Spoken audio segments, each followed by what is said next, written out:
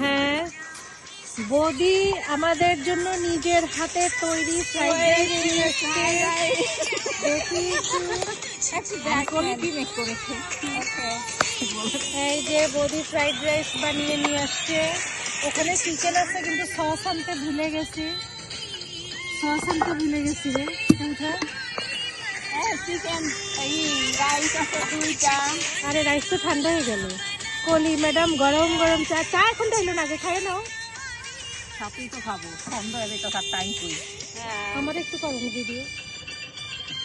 এই যে আমাদের সাবিনা ম্যাডাম, ওনার উদ্যোগে আমরা আসছি ব্রাইসন পার্কে।